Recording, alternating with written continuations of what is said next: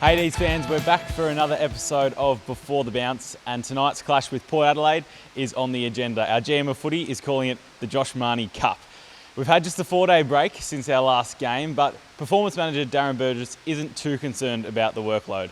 I think they're as prepared as anybody. People were making a really huge deal of it, whereas this is quite normal in a lot of other sports. We have done more work than what we think will happen in the next 3 weeks. So the boys, particularly in that COVID pre-season, they worked really hard those first 3 weeks of the 4 that we came back in order to prepare for this.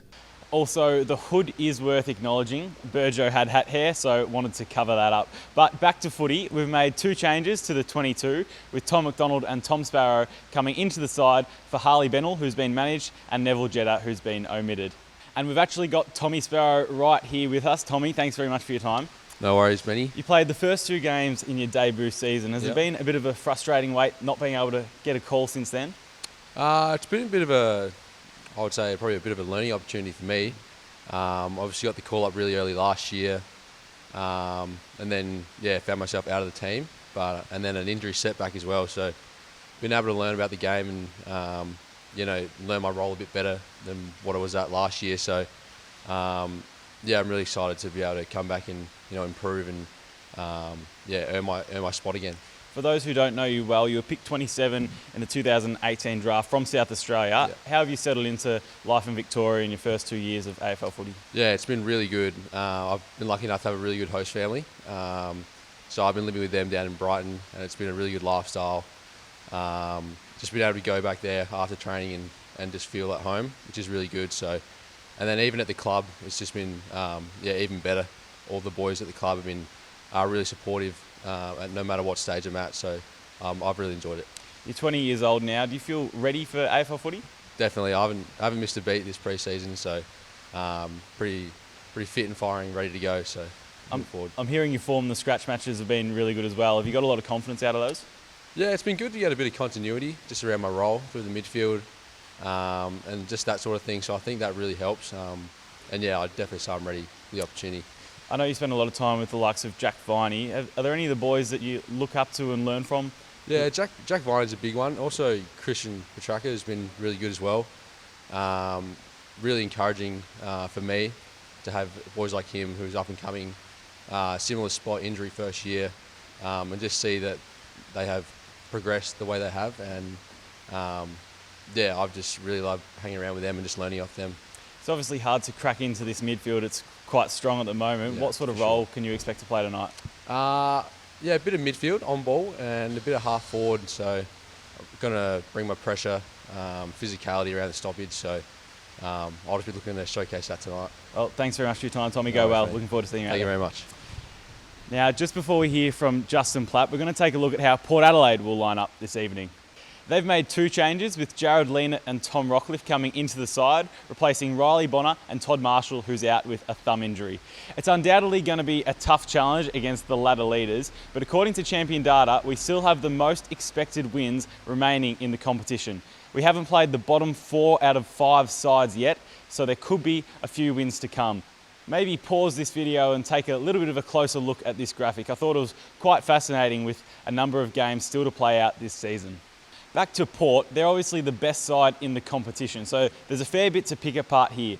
They're defensively sound. They were averaging just 48 points against for the first 7 rounds, but that has slowly been slipping away in the past few weeks. St Kilda got the better of them on Saturday night. They were plus 24 hitouts, 10 clearances, 5 inside 50s, and as a result, they won the game by 29 points. And Charlie Dixon is the man to stop. They kept him to just 1 goal and 8 touches last week, and he really is the focal point of that Port Adelaide forward line. He's a big boy, takes big contested marks, and he really won the game off his own boot against the Eagles earlier in the year. So I dare say Stephen May will get that matchup, and it will definitely be a pivotal one in this contest. Now it's time to hear from our forward coach, Justin Platt. Welcome, Plappy. Gibbo, thanks for having me, mate. We've got a good setup going at the moment with Wiedemann and Jackson contesting really well. We bring in Tom McDonald tonight. What are you thinking about those 3 together? Yeah, no, it's certainly a different look for us. Again, with the last 3 games, we've played with the two talls, and obviously Tommy got injured, missed the week, and bring him back in. We sort of think that might be an opportunity for us to really probably test Port from a match-up point of view. So to get a really good look at that, it's going to be it's going to be good. And I think the way the game will be played, it's going to be really important for us to try and get the ball, out of their D50 or their forward 50. The way they want to play their footy, they like to keep it in, lock it in their front half, and we think that the third tall is going to enhance that and really help us in that part of the game. Earlier in the season, we were trying to go with the small forward option a little bit, but do you think it's important just to have those marking targets? Yeah, well, it sort of looks like the game's going that way, Gibbo, and early on, and I think we had this conversation 2 or 3 times early on, we didn't really know what our best forward line actually looked like or what it was going to look like, and we mixed and matched and we tried a few things, but I think that we've got to a point now where Weeds is functioning really well. His last 2 weeks have been really strong. Luke Jackson coming to the team. They've been able to play really strong roles for us, and it's sort of allowed our other forwards to get to work around, their forward pressure.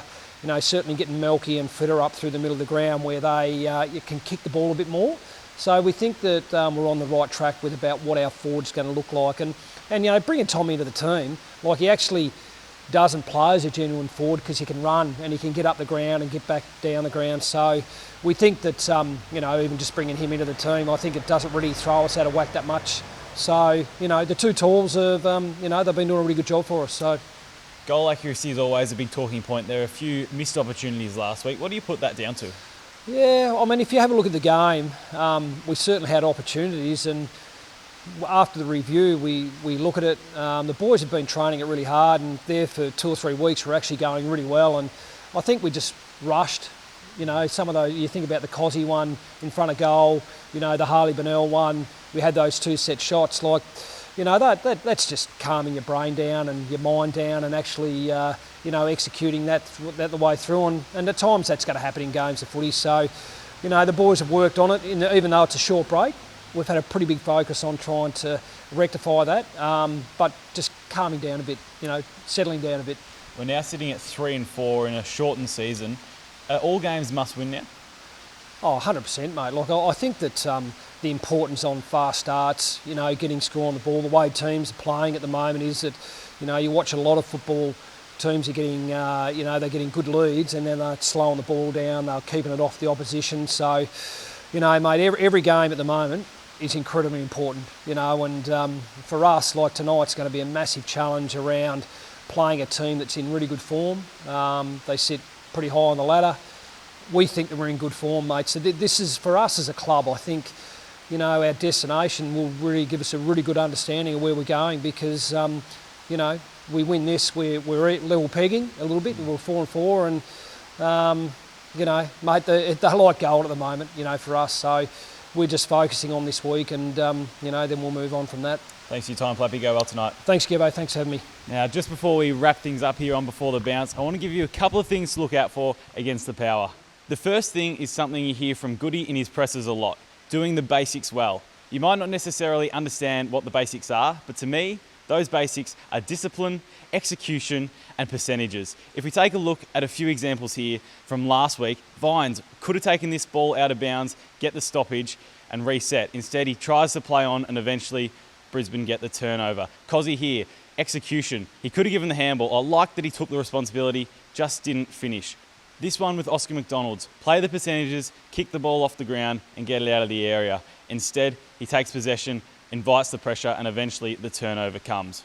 And just lastly, we saw this from Bailey Fritsch. Obviously, a little bit of a brain fade. It wasn't the only reason we didn't get a shot at winning this game, but being disciplined is a really important part of footy. So keep an eye out for the basics tonight. The second thing I want to talk about is our connection between ruckman Max Gawn and the on-ballers. It failed last week against the Lions. Max Gawn had 15 centre bounce hitouts to 2, but we just had 6 centre bounce clearances to 11. That resulted in 201 metres gained to 443. So clearly the Lions were dominating out of the centre, gaining territory, and we just weren't able to capitalise on Max Gawn's dominance. Port have conceded 11 goals, 8 from clearances in the last month, which is the most in the competition. So we need to get that area sorted tonight and then hopefully exploit it.